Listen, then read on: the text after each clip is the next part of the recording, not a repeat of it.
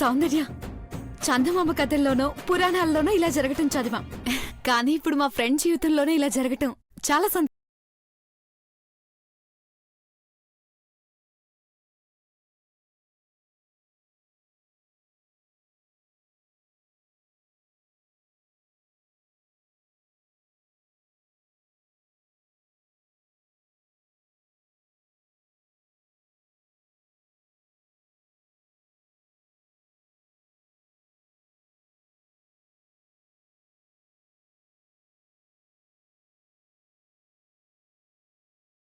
ఉంచుకోవాలని తెలియట్లేదు, గాని ఏమో ఒప్పుకోవట్లేదు. ఆ జన్మలో మీ ఇద్దరి ప్రేమను గెలిపించినవాడు ఇప్పుడు కూతురు ప్రేమను గెలిపించడానికి ఇష్టపడట్లేదు. రే, ఎన్ని అడ్డంకులు ఎదురైనా దేవా పార్వతులు వాళ్ళ ప్రేమను నిలబెట్టుకున్నారు కాబట్టే ఈ రోజుకి వాళ్ళ గురించి మాట్లాడుకుంటున్నాం. ప్రేమంటే పోరాటం రా, అన్నిటికీ సిద్ధపడితేనే సాధిస్తాం, గెలుస్తాం. సరస్సు గనిల మనసు గాయపడకుండా ఎట్లు పెంచాలో అర్థం కావడం లేదు. మనసులో ప్రేమ బయటపడేసరికి ఇలా అయిపోయావంటే? సౌందర్య అంటే ధైర్యం అనుకునేదాన్ని, ఇప్పుడింత పిరిగిదానిలో మాట్లాడదాం అనుకోలేదు. మీ ప్రేమను వాళ్ళు అర్థం చేసుకునే రోజు తప్పకుండా వస్తుంది. అభి నీ చేయి వదలడు, అంతకన్నా నీకేం కావాలి? మిమ్మల్ని కలపడం కోసమే మా ఇద్దరి మధ్య ప్రేమ చిగురించేలా చేశాడు ఆ దేవుడు.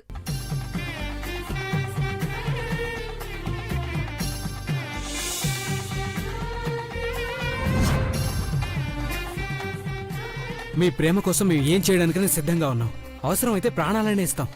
రేయ్, ప్రాణాలు తీస్తామనే రాక్షసులు ఎవరూ లేర్రా. మా అమ్మ నాన్న అట్లాంటి వాళ్ళు కాదు. పరువు పోతే ప్రాణం తీసుకుంటామంటారే గాని పరువు హత్యలు చేయరు. వాళ్ళైనా ఎందుకలా ఆలోచించాలి? కూతురి సంతోషం కన్నా ఏది ముఖ్యం కాదని అర్థమయ్యేలా చేయాలి. నాకు అర్థం కాని విషయం ఏంటంటే, సౌందర్యను ప్రతి విషయంలో వెనకేసుకొచ్చే గాని మామయ్య ఇప్పుడు ప్రేమ విషయంలో వెనకడుగు వేస్తున్నాడు. అభి అనాథనుకుంటున్నాడేమో. మనసున్న మహారాజని అంకుల్ తెలుసుకోవాలి. అది కారణమై ఉండదురా. నేను దేవాగారులా సౌందర్య వాళ్ళ మేనత్తలా ఉన్నందుకో లేనిపోని గొడవలు వస్తాయని, మళ్లీ ప్రమాదం ముంచుకొస్తుందని భయపడుతుండొచ్చు. నిజమే అభి, అట్లని మనం రూపం మార్చుకోలేం కదా. అక్కర్లే సౌందర్య, మీ నాన్న మనసు మార్చుకునే రోజు త్వరలోనే వస్తుంది.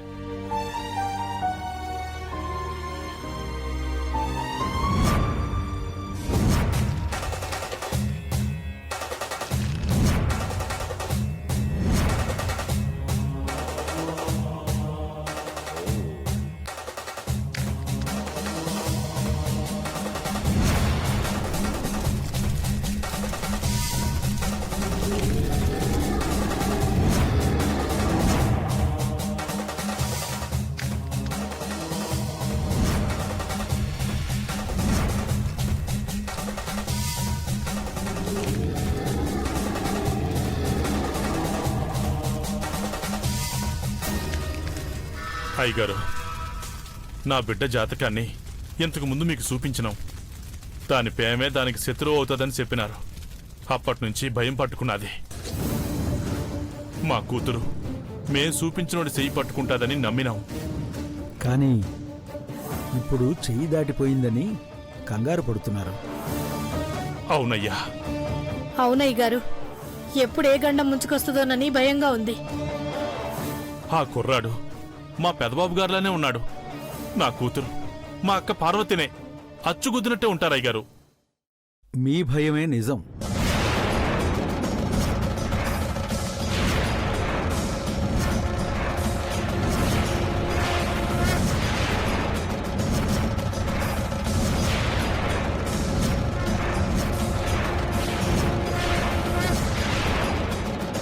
అయ్యగారు, వాళ్ళిద్దరూ ఒకటైతే వాళ్ల ప్రాణం తీయడానికి కాలచక్రం వెంటాడుతుంది.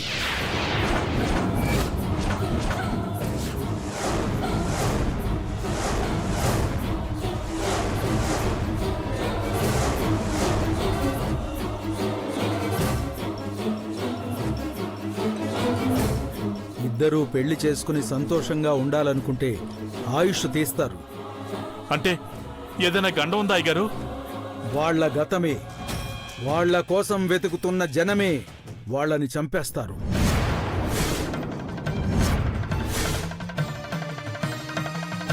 ఈ జాతక దోషాన్ని ఎలా తప్పించుకోవాలో దారి చూపించండి అయ్యగారు. దారి మళ్ళడమే, మీ దారి మీరు చూసుకోవడమే ఇదే పరిష్కారం.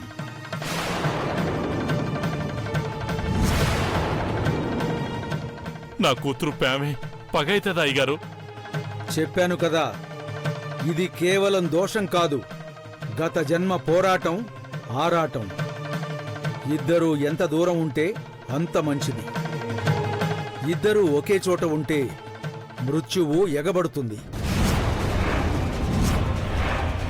వాళ్ళ ప్రేమ 10 కాలాల పాటు చెప్పుకునే చరిత్రగా మిగులుతుందే కాని జీవితాలైతే నిలబడవు. గత జన్మలో కూడా ఇదే జరిగింది. అవునయ్య గారు, అట్టాగే జరిగినది. మా అక్క ఏ రోజు సంతోషంగా లేదు. పెదబాబు గారిని చేసుకున్న ఆనందం ఎక్కువ కాలం నిలవలేదయ్యారు. నివారించాలంటే నిలువరించు, ఇదే మార్గం.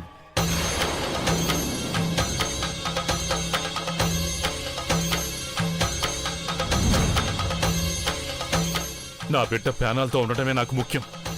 దానికోసం ఏవైనా చేస్తానయ్యా.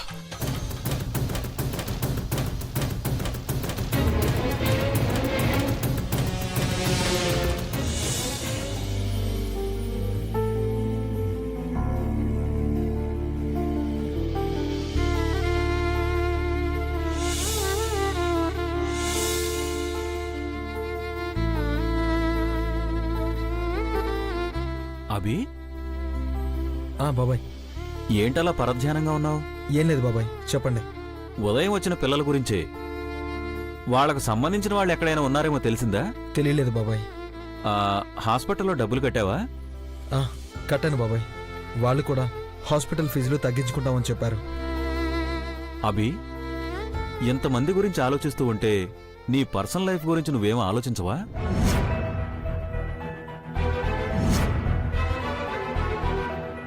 అదేంటి బాబాయ్ అలా అడిగారు? ఆ సౌందర్య వాళ్ళ పేరెంట్స్ నీ గురించి ఆలోచించారంటే మీ ఇద్దరి గురించి వాళ్ళు ఆలోచిస్తున్నారనే. అందుకే అంటున్నాను, వీటిని వదిలేసేయ్. పైగా నీ మీద పెద్ద దొంగతనం నేరం ఒకటి ఉంది. తప్పించుకోగలిగావు గాని ఎప్పుడైనా నీకు ఇబ్బందిగా మారొచ్చు. మంచివాడివి నువ్వు. నీ జీవితం కూడా మంచిగా ఉండాలని కోరుకుంటున్నాను. ఈ పిల్లల సంగతంటావా చారిటీలు ట్రస్టీల ద్వారా నడుపుదాం అభి. లేదురా, నాకంటూ పర్సనల్ లైఫ్ ఉందని స్వార్థంగా ఆలోచించలేను. నా ప్రేమ జీవితానికి పునాది కావాలి కానీ అడ్డుగోడ కాకూడదు. సౌందర్య అర్థం చేసుకుంటుందనే నమ్మకం నాకుంది. అభి, లైఫ్లో నువ్వేది కోరుకోలేదురా. ఫస్ట్ టైం సౌందర్య గురించి మాట్లాడుతున్నావు. మీ ఇద్దరు ఒక్కటైతే నువ్వు అనాథవన్న మాట మరుగున పడిపోతుందిరా. ప్రేమించే మనసున్న వాళ్ళెవరో అనాథలు కారని ఇప్పుడిప్పుడే అర్థమవుతోంది. బాబాయ్, మీరేం చేస్తారో నాకు తెలీదు. సౌందర్య అభి పెళ్లికి మీరే పెళ్లి పెద్దలా ఉండాలి. మన ఆశ్రమం పిల్లలే బంధుమిత్రులు. ఈ పెళ్లి మనమే సంబరంగా చేయాలి. మీ ప్రేమ విషయం వాళ్ళ అమ్మానాన్నలతో చెప్పావా? ఒప్పుకున్నారా? ఇంకా లేదు బాబాయ్. అభినందనంటే ఆదుకునేవాడనే అనుకోవాలి, దొంగని తెలియకూడదు. ఈ బాబాయ్ చెప్పేది అర్థమైందనుకుంటా. అమ్మఒడి కార్యక్రమాన్ని ముందుకు తీసుకువెళ్ళడానికి కోట్లు అవసరం లేదభి. పిల్లల భవిష్యత్తు కోసం మనం కష్టపడదాం. ఆలోచిస్తాను సూర్య. సాధ్యమైనంత వరకు అనాథ పిల్లల్ని ఆదుకోవాలనేదే నా ఆశయం. మానవత్వం తర్వాతే నా సౌందర్యకు స్థానం ఉంటుంది.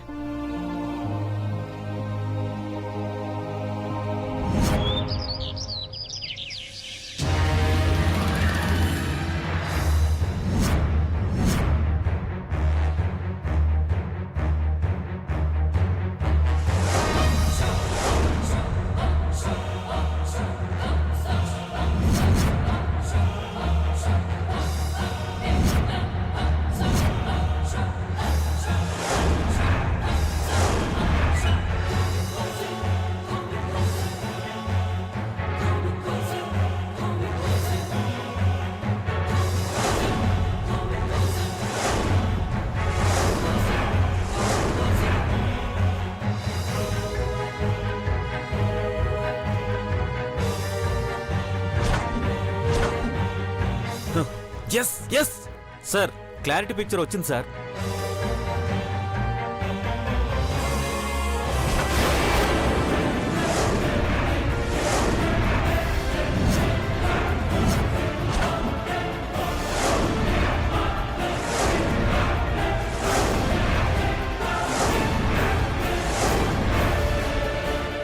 ఎన్ని యాంగిల్స్ లో చూసినా నేను డ్రాయింగ్ చేసిన ఇతనే దొంగ.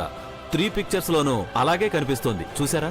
అవును, అంటే ఇతను మీ దేవాసార్ ఫోటో కాదు సార్, ఇది దొంగదే.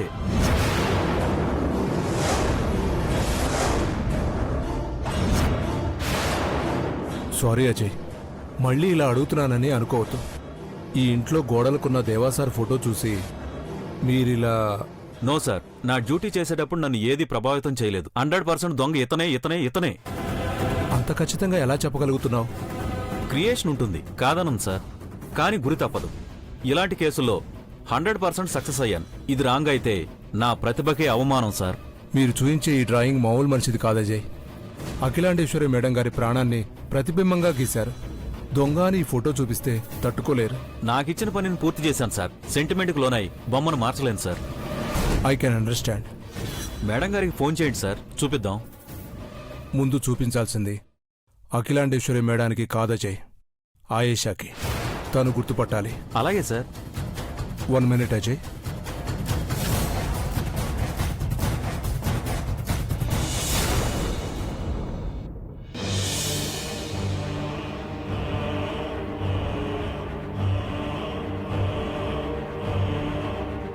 అభి, గని సరస్సులో ఏడికి పోయినట్టు నన్ను బయటికి పోవద్దని చెప్పి ఇప్పుడు వాళ్ళేమైపోయినరు?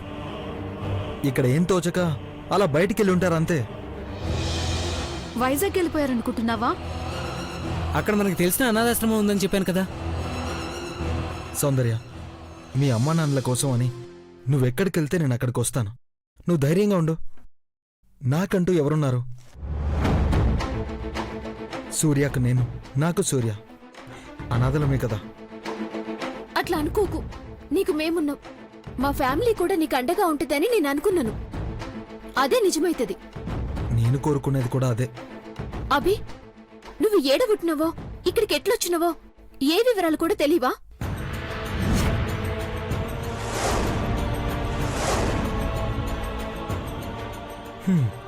మీ మేనత్త వాళ్లకు నా పుట్టుకకు ఏదైనా లింక్ ఉందని అత్యాశపడుతున్నావా ఏంటి?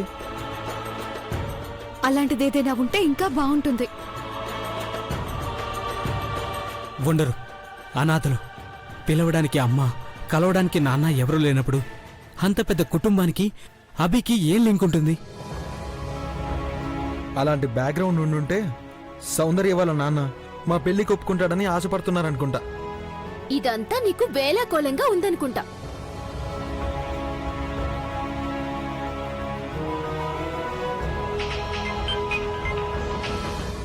హలో ఆయేషా, ఆయేషా. నేను శేఖర్ని మాట్లాడుతున్నాను. శేఖర్ సాబ్, మీరా?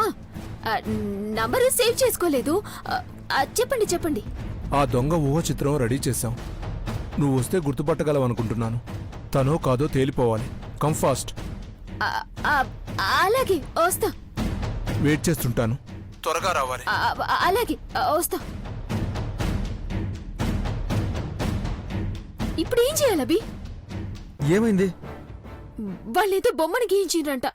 ఆ బొమ్మ రూపురేఖలు రెడీ అయినాయంట. నన్నొచ్చి గుర్తుపట్టమని చెప్పిండ్రు.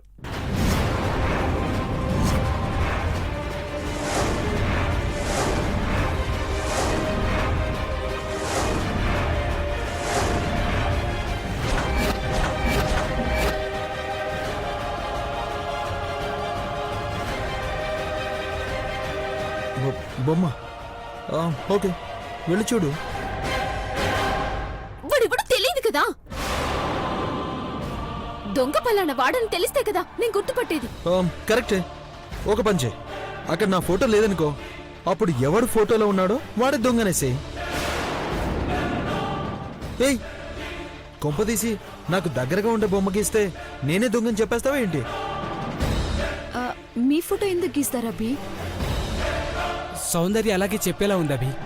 అవునవును రోయ్, అప్పుడు ఒకసారి నన్ను పట్టుకుని దొంగ అని కూడా అంది. అప్పుడేదో తెలియకన్నాను, ఇప్పుడు అంటేనా? ఆ, దేవేంద్ర గారిలా బొమ్ముంటే ఐ మీన్ అభి గారిలా ఉన్నా వాళ్ళు కూడా నమ్మరు. ఇది కూడా పాయింటే. సౌందర్య నువ్వు వెళ్ళరా. నువ్వు వెళ్ళి సౌందర్య, నువ్వు చేయాల్సిన పనులు చాలా ఉన్నాయి. నేనేం చెయ్యాలి? నువ్వు అక్కడికి వెళ్ళు, ఆటోమేటిక్గా అన్ని చేస్తావు. వెళ్ళు. ఏమంటున్నారో ఒక్క ముక్క కూడా అర్థమైతలేదు. పద.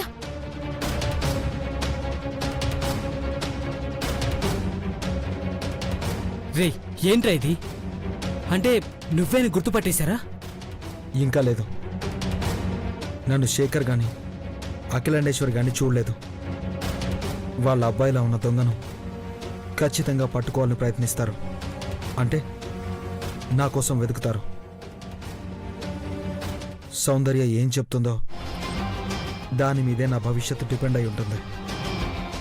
సౌందర్య తన భవిష్యత్తు నువ్వే అనుకుంటుంది కదరా. మా ప్రేమకు పరీక్ష మొదలైందిరా.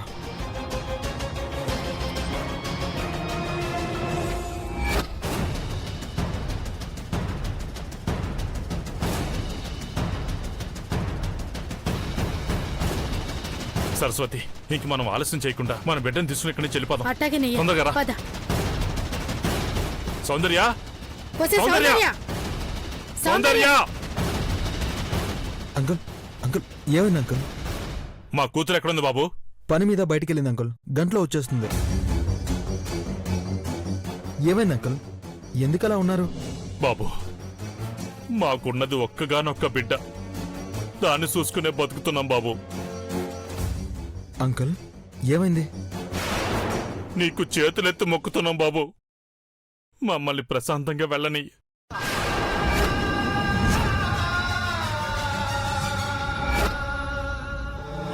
అందరినీ దగ్గర తీసుకునే నువ్వు మమ్మల్ని దూరంగా ఉంచు బాబు. ఆంటీ ఏం మాట్లాడుతున్నారు మీరు? అవును బాబు, మా పెట్టిన వదిలే మమ్మల్ని వెళ్ళిపోనిస్తే మేము క్షేమంగా బతుకుతాం.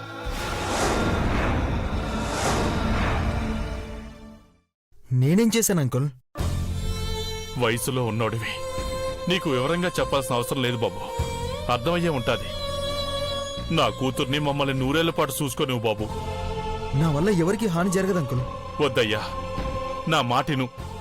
దాన్ని వదిలేయ్, మనసులోంచి తీసేయ్. అర్ధాయిష్తో అది సావకూడదయ్యా. మా పారాలుండాలంటే అది ఉండాలయ్యా.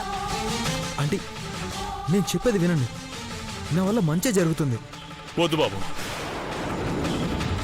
మాకు నువ్వు చేయాల్సిన మంచి మమ్మల్ని వదిలేయడమే బాబు. అర్థం చేసుకో బాబు.